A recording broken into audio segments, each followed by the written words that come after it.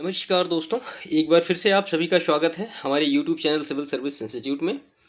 Modern history का जो आज का हमारा सेशन होगा वो स्वराज पार्टी का गठन 1923। तो इससे रिलेटेड कुछ पर्टिकुलर फैक्ट होंगे। तो इसमें आज हम दो तीन टॉपिक एक साथ कवर अप करेंगे, जैसे कि स्वराज पार्टी का गठन पूरा देखेंगे। इससे मतलब जो प्रश्न आए वो सारे देखेंगे, फिर साइमन कमीशन को लेंगे, उससे सारे जितने प्रश्न आए वो लेंगे हम। और फिर जो कांग्रेस का लाहौर अधिवेशन हुआ 1929 में उसको हम देखेंगे। और फिर सविनय अवज्ञा आंदोलन। ये इतना मतलब चार टॉपिक आज के सेशन में हम कवर करेंगे। बेसिकली हम ये देखेंगे कि जो लास्ट ईयर इनसे रिलेटेड प्रश्न आए हैं वो कौन कौन से हैं और वो कहाँ से पूछे जा रहे हैं, कि उस एरिया पे हमें बेसिक फोकस ज़्यादा करना है। ठीक है, तो आज का हम शुरू करते हैं। चैनल को प्लीज़ सब्सक्राइब करिएगा, वीडियो को लाइक करिएगा और दूसरों को भी शेयर करिएगा।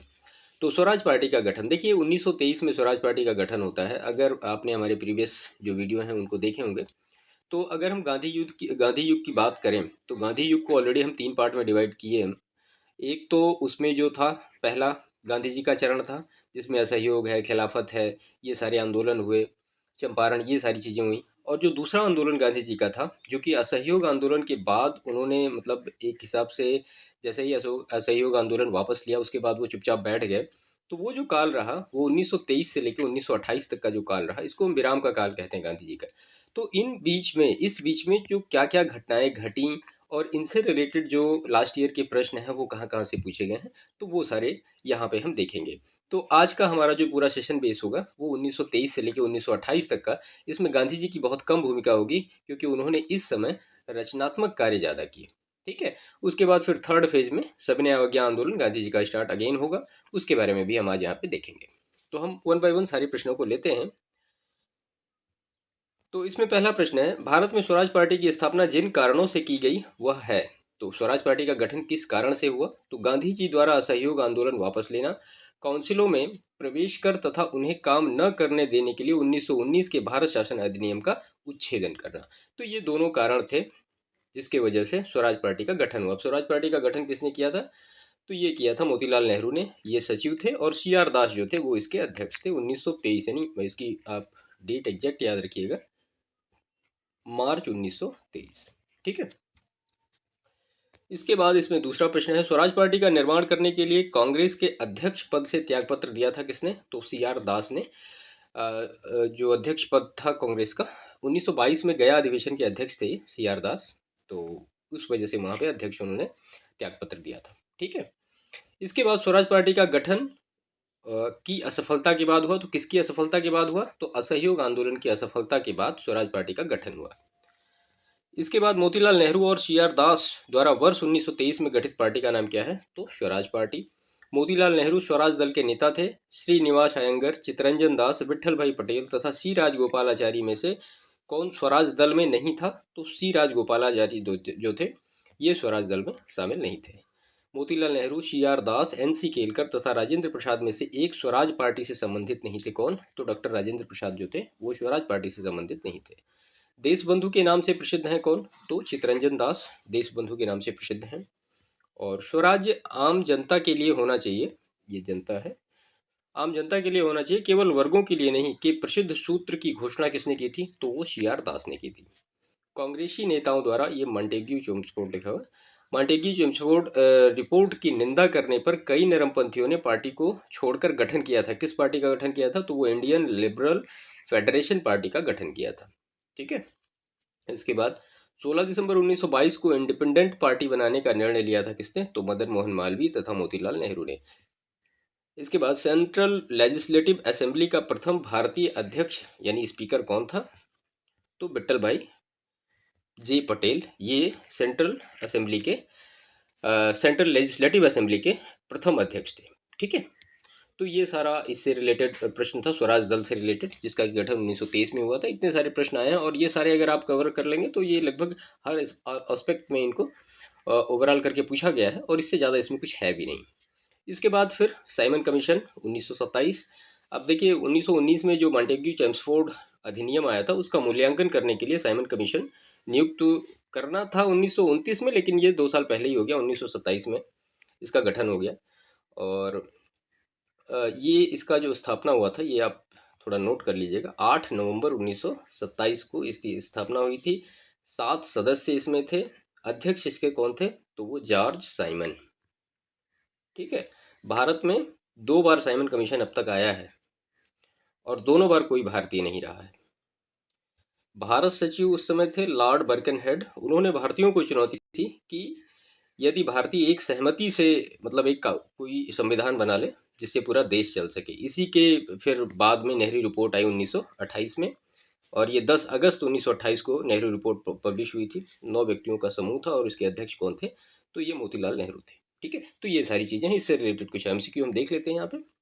तो साइमन कमीशन भारत आया 1928 में। साइमन कमीशन के आने के विरुद्ध भारतीय जन आंदोलन हुआ, क्योंकि साइमन कमीशन में कोई भी भारतीय सदस्य नहीं था। तो कई बार एग्जामिनेशन में इस तरह से पूछा जाता है कि साइमन कमीशन में कितने सदस्य थे? तो वो 7 सदस्य थे। ठीक है। अध्यक्ष जॉर्ज साइमन। और इसकी स्थापना कब हुई? तो वही 8 नवंबर 1927 को। हमने सारी चीज़ें ऊपर डिस्कस करनी, लेकिन एक बार फिर से आपको मतलब ये सारी चीज़ें नोट कर लेनी चाहिए। साइमन कमीशन का वह सदस्य जो उदारवादी दल का था, sir George John Simon. Simon आयोग नियुक्त किया गया कब? 1927 में। हमने ऊपर देखा अभी कि 8 नवंबर 1927 को इसकी स्थापना होती है।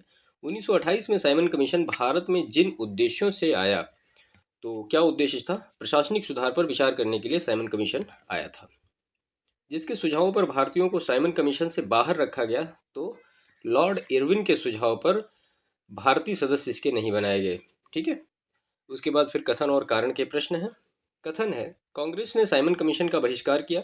साइमन आयोग में एक भी भारतीय सदस्य नहीं था। तो ये दोनों ही स्टेटमेंट करेक्ट हैं और आपस में एक दूसरे की जो रीजन दिया गया है वो कथन की पूरी तरीके से व्याख्या करता है। साइमन कमीशन के संबंध में सही है, ये सही दिया गया है। उसकी नियुक्ति 1919 एक्ट के क्रियान्वयन की पूछताछ के लिए की गई थी। उसके अध्यक्ष सर जॉन साइमन थे। उसने संघीय प्रकार की सरकार के लिए संस्तुति की थी। भारतीय नेताओं ने उसका विरोध किया था। तो ये सारी चीज़ें आई होप आपको याद हो रही होंगी धीरे धीरे। साइमन कमीशन की सिफारिशों के संबंध में सही है। क्या सही है? इसने प्रांतों में द्वैध शासन है, ये द्वैध नहीं है। इसने प्रांतों में द्वैध शासन को उत्तरदायी सरकार द्वारा प्रतिष्ठापित करने की संस्तुति की थी। ठीक है। इसके बाद इसमें है लाला लाजपत राय घायल हुए थे। तो साइमन कमीशन के विरोध में हुए लाठीचार्ज के उसमें लाला लाजपत राय घायल हुए थे। पंजाब केसरी की उपाधि किसको दी गई? तो वो लाला लाजपत राय को पंजाब केसरी की उपाधि दी गई है। उसके बाद फिर अभिकथन है और कारण है। 1928 में लाहौर में लाला लाजपत राय के नेतृत्व में साइमन कमीशन का विरोध आयोजित किया गया था। साइमन कमीशन एक भी भारतीय सदस्य शामिल नहीं था। तो ये दोनों स्टेटमेंट करेक्ट हैं और एक ही व्याख्या करता है आर। नेहरू रिपोर्ट तैयार की, तो ये मोतीलाल नेहरू ने तैयार की। हमने ऊपर डिस्कस किया इसके बारे में डिटेल सारी। क्यों नेहरू रिपोर्ट का गठन हुआ वो भी हमने बताया। ये भारत सचिव ने कुछ कहा था, इसकी वजह से नेहरू रिपोर्ट का गठन हुआ था।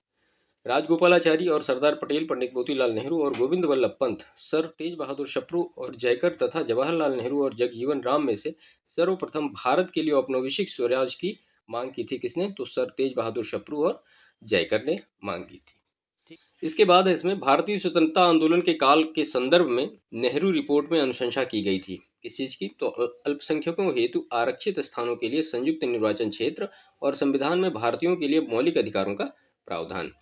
वर्ष 1928 में इंडिपेंडेंस फॉर इंडिया लीग के गठन से संबद्ध थे कौन? तो जवाहरलाल नेहरू और सुभाष चंद्र बोस। इसके बाद नेहरू रिपोर्ट की अध्यक्षता किसने की थी? तो नेहरू रिपोर्ट की अध्यक्षता मोतीलाल नेहरू ने की थी। एक कमेटी द्वारा तैयार किया गया था और इसका विषय क्या था? भारत में संवैधानिक व्यवस्थाएं। तो ये दोनों चीजें आप याद रखिएगा। इसके बाद इसमें मुस्लिम लीग के जिस अधिवेशन में एम ए जिन्ना ने अपना 14 सूत्रीय प्रस्ताव रखा था, तो वो 1929 दिल्ली में मुस्लिम लीग के अधिवेशन में रखा था। कांग्रेस दल की उग्र शाखा ने, जिसके एक प्रमुख नेता Jawaharlal Nehru, independence for India league की स्थापना की थी। तो वह लीग स्थापित हुई थी नेहरू रिपोर्ट के विरोध में, वह लीग स्थापित हुई थी। ये एक नया वो है। तो जो इंडिपेंडेंस फॉर इंडिया लीग की स्थापना हुई थी वो नेहरू रिपोर्ट के विरोध में हुई थी। ठीक है। तो ये सारे थे। इसके बाद इसमें है भारतीय स्वतंत्रता संग्राम के दौरान प्रस्तावित किया कि स्वराज को सभी प्रकार के विदेशी नियंत्रण से मुक्त संपूर्ण स्वतंत्रता के रूप में परिभाषित किया जाए। तो किसने कहा? ये मौलाना हसरत मोहानी ने कहा। 1921 में अहमदाबाद अधिवेशन में संपूर्ण स्वराज को कांग्रेस का लक्ष्य मानने का प्रस्ताव रखा। किसने? तो हसरत मोहानी ने रखा। कांग्रेस ने पहली बार भारत की स्वतंत्रता का प्रस्ताव पारित किया वर्ष 1929 में। और पूर्ण स्वराज का प्रस्ताव लाहौर कांग्रेस में पारित किया गया वर्ष 1929 में। इसके बाद भारतीय राष्ट्रीय कांग्रेस का वह अधिवेशन जिसमें पूर्ण स्वराज का प्रस्ताव पारित हुआ, उसकी अध्यक्षता किसने की थी? तो वो जवाहरलाल नेहरू ने की थी। और कांग्रेस के 1929 के लाहौर अधिवेशन में कांग्रेस का लक्ष्य पूर्ण स्वराज घोषित किया किसने? तो वो जेएल नेहरू ने घोषित किया। 31 दिसंबर 1929 को अर्धरात्रि में भारतीय राष्ट्रध्वज को फहराया किसने? तो जवाहरलाल नेहरू ने फहराया। इसमें है स्वतंत्रता का नवग्रहित, ग्रहीता नहीं, स्वतंत्रता का नवग्रहित तिरंगा पहली बार लहराया गया कहाँ पे? तो 31 दिसंबर 1929 को लहराया गया। और भारतीय राष्ट्रीय कांग्रेस का वह अधिवेशन जिसकी अध्यक्षता जवाहरलाल नेहरू ने सर्वप्रथम की थी, तो वो लाहौर अधिवेशन था 1929। तो ये जो अधिवेशन है ये बहुत ही इंपॉर्टेंट है, इसके बारे में आपको सारी चीजें पता होनी चाहिए। भारतीय राष्ट्रीय कांग्रेस का लाहौर अधिवेशन 1929 इतिहास में इसलिए बहुत प्रसिद्ध है क्योंकि कांग्रेस ने पूर्ण स्वराज की मांग का एक संकल्प पारित किया था। ठीक है, 1929 में कांग्रेस के लाहौर अधिवेशन में पारित संकल्प में शामिल था, क्या शामिल था? तो भारत की विदेशी नीति की घोषणा, और भारत की विदेशी नीति की घोषणा, पूर्व स्वराज के लक्ष्यों की घोषणा, सविनय अवज्ञा आंदोलन प्रारंभ करने की तैयारी। तो इसका सारा सबका डिसीजन कब हो गया था? तो ये लाहौर अधिवेशन 1929 में ही हो गया था। इसके बाद है पूर्ण स्वराज संकल्प को भारतीय राष्ट्रीय कांग्रेस के लाहौर अधिवेशन में प्रस्तुत किया था किसने? तो वो जेएल नेहरू ने प्रस्तुत किया था।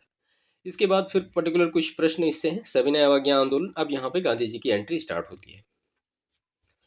कार्यकारी कमेटी को सविनय अवज्ञा आंदोलन प्रारंभ करने का अधिकार दिया था, तो लाहौर सत्र में दिया था, ऊपर आपने देखा प्रश्न में। गांधी जी ने दांडी मार्च प्रारंभ किया कब? तो वो किया 12 मार्च 1930 को। ये बिल्कुल डेट आप याद रखिएगा। ठीक है, गांधी जी दांडी यात्रा प्रारंभ की थी कहाँ से? साबरमती से। और वह प्रांत जिसके सत्याग्रहियों की संख्या महात्मा गांधी के कूच में सर्वाधिक थी, तो गुजरात के सबसे ज्यादा लोग थे वहां पे। असहयोग आंदोलन, नमक सत्याग्रह, बारदोली कूच तथा भारत छोड़ो आंदोलन में महिलाओं की भागीदारी सर्वाधिक मानी जाती है किसमें? तो नमक सत्याग्रह में मानी जाती है।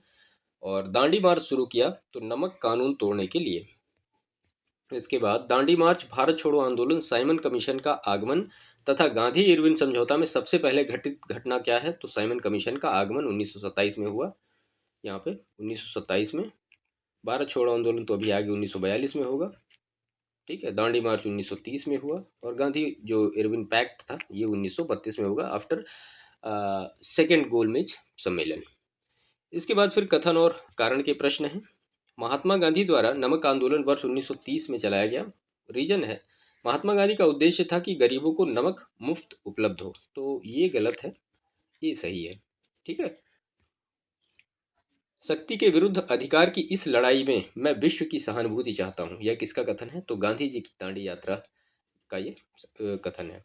महात्मा गांधी की दांडी यात्रा के विषय में सत्य है, यह पूर्णतः एक पैदल यात्रा थी। साबरमती आश्रम से आरंभ होकर इसका समापन दांडी में हुआ, और साबरमती आश्रम से शुरू समूची यात्रा 24 दिनों में पूरी हुई। तो ये 24 दिन, और सारी चीज़ें बिल्कुल एकदम फैक्ट याद रखिएगा, क्योंकि कई बार एग्जामिनेशन में ये भी पूछा गया कितने दिनों में पूरी हुई, ये पूछा गया कितने सदस्य थे, तो वो सारी चीज़ें अभी आगे डिस्कस होती हैं। नमक सत्याग्रह के समय गांधी जी के गिरफ्तार हो जाने के बाद आंदोलन के नेता के रूप में उनका स्थान लिया तो किसने? तो अब्बास तैयब जी ने लिया। महात्मा गांधी धरसना नामक गोदाम पर कांग्रेस कार्यकर्ताओं के धावे के समय थे यरवदा जेल में। गांधी जी ने जिस विदेशी पत्रकार को दांडी मार्च के समय अपने साबरमती आश्रम में ठहराया था, तो वो कौन था? तो वो बेब मिलर था।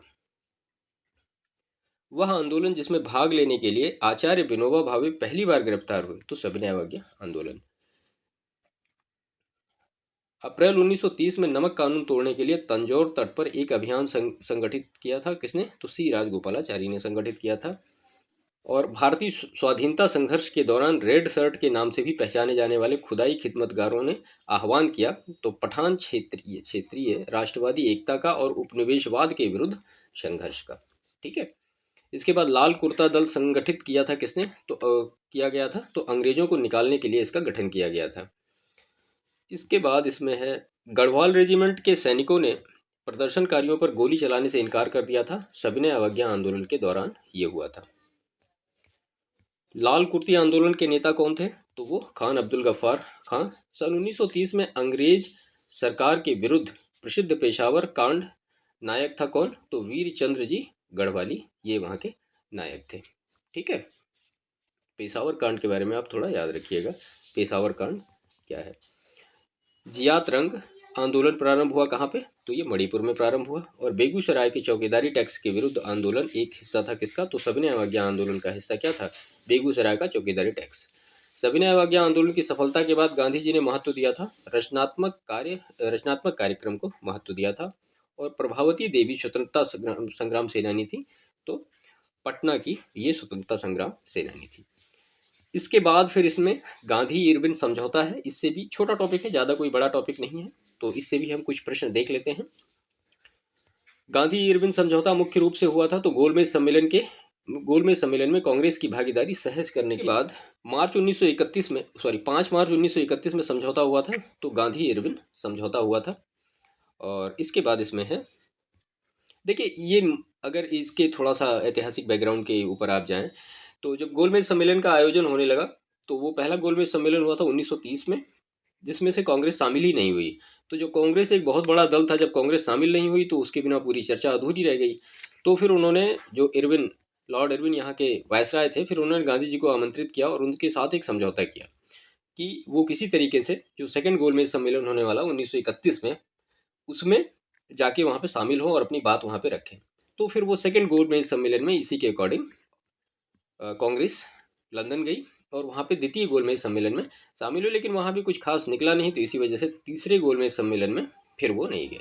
अगर तीनों गोलमेज सम्मेलन में कोई जाने वाला एक आदमी, तो वो डॉक्टर BR अम्बेडकर, जिसके बारे में अधिकतर बार प्रश्न पूछा गया है। ठीक है, तो ये इसका बैकग्राउंड है। वह आंदोलन जिसका स्थगन गांधी इरविन समझौते में किया गया जाना था, तो वो सविनय अवज्ञा आंदोलन। गांधी इरविन समझौते के हस्ताक्षरित होने में महत्वपूर्ण भूमिका निभाई किसने, तेज बहादुर शप्रू ने। इरविन तथा गांधी को दो महात्मा कहा, किसने कहा, तो वो सरोजनी नायडू ने कहा था। और गांधी इरविन समझौते में महात्मा गांधी के लाभ को शांतवना पुरस्कार कहा था किसने, तो एलन कैंपबेल जॉनसन ने ये कहा था। इसके बाद फिर कांग्रेस का कराची अधिवेशन, जो कि 1931 में है। हम आज यहाँ तक पूरा कवर करेंगे इसको, जो लास्ट ईयर की प्रश्न है, छोटे छोटे टॉपिक है, कोई बहुत ज़्यादा बड़ा टॉपिक नहीं है। भारतीय राष्ट्रीय कांग्रेस के कराची अधिवेशन का सभापतित्व किसने किया था, तो वो किया था सरदार वल्लभ भाई पटेल ने।